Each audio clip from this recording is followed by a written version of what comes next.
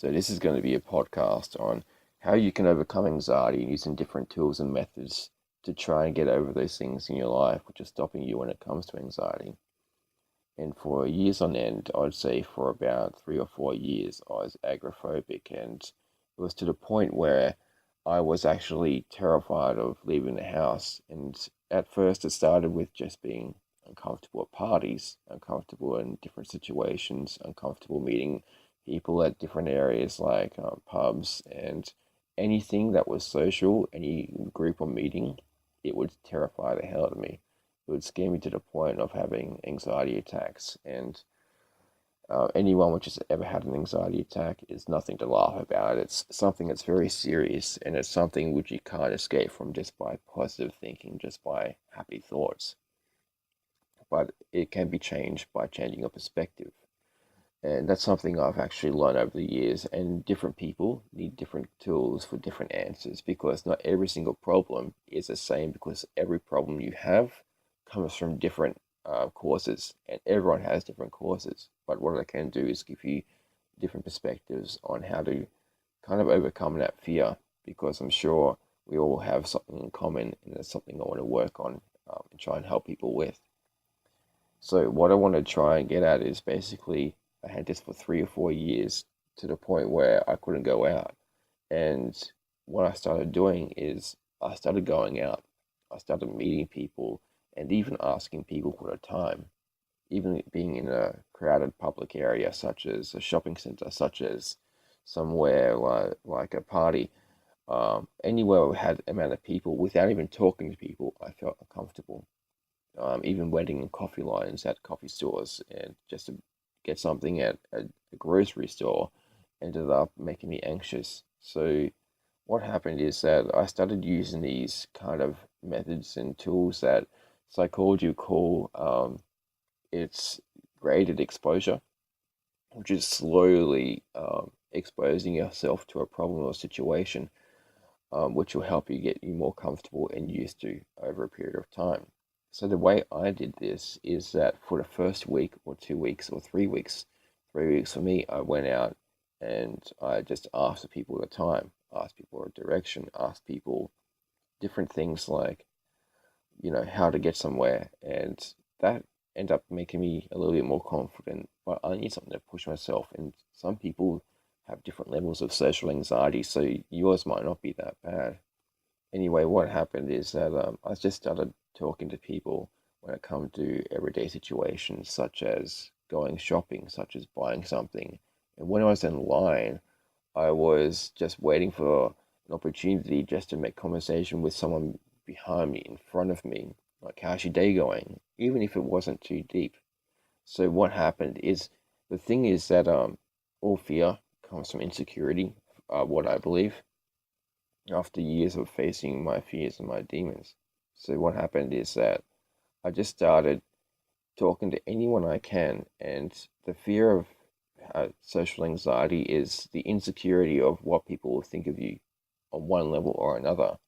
And what happens when you start trying to make conversation with people, when you just start doing basic things over and over, such as ask people how they are, and then after that say, how's your day been? Why are you so happy? Just ask questions which make them give them an answer. We actually have a fear of doing this because we think if we see them again, they're going to remember. But the truth is, if you talk to people, if you ask people a question, if you stop someone in the street and just say, hey, do you know where something is? Do you know where a shop is? Oh, that's great. I like your shirt, by the way. And because I might be interested in what they're wearing, I might be just giving them a compliment to make them feel good about themselves. The thing is that when people do this, they have a fear that, as I said, if people see them again, they think they're actually going to remember. But the truth is, after you do some silly stuff, which I did for a while, just to push my social anxiety, most of the time, if you talk to someone or do something silly, they won't remember after 5 seconds time, because the thing is that those people have things to do in their life. They have bills to worry about. They have things to do at home. They have people to talk. They have friends to meet up with. They don't care about the 5 seconds you ask them some question and made a conversation, because they don't know you on a personal level. And even though it might be different in a work situation when you're seeing someone every single day, sure, that might be different. But my best advice is to go somewhere where you like a city, like a town, just where places where people are always passing through, and just ask for the time, ask for something basic, ask for something which is a little bit, common. So it gets you used to being able to approach people. It gets you used to be able to actually communicate with people, and then you can turn it into a conversation, and then you can turn it more into sort of like a social activity. Because one thing that society has become, become dependent on computers asking, going on our phone. We're so tempted to answer every single question through our phones, through the internet, but we've lost the social ability just to be able to talk to anyone anywhere. And back in the 1950s, 1960s, how my parents met each other wasn't through Tinder. It wasn't through any programs online. It was through social interaction and being able to make that connection.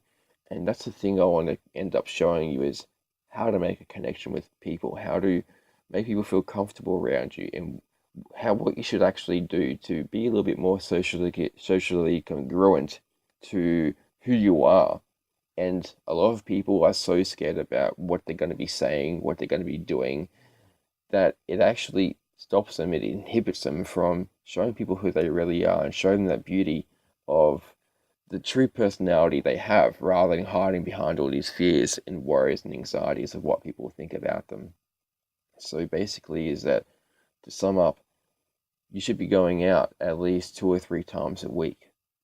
And by doing that, going out and interacting with someone you haven't met before, or even if someone you haven't met before, like a friend or something, going somewhere that makes you feel a little bit insecure, a little bit uncomfortable first, because even though uncomfortable situations make you feel uncomfortable at first, over a period of time, you'll start associating those good feelings with that friend you have.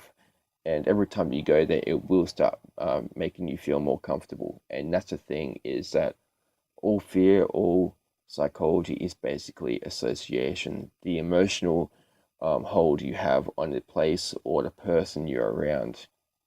It's about building that connection up. So when you do go there, and when you are out, and when you are want to meet more people, you don't have to go online. You don't have to go to a club. You don't have to go anywhere, specific. You can just be out, and you can be socially free and talk to whoever you want and meet people like that, whether it's just friends or if it's something more that you might end up dating or doing something more. And that's something I'm going to be getting more into with the next video. Anyway, thanks for listening. If you like this, comment, subscribe, like it, do whatever you like. Support my channel, that'd be great, and I'll be releasing some more videos on this subject.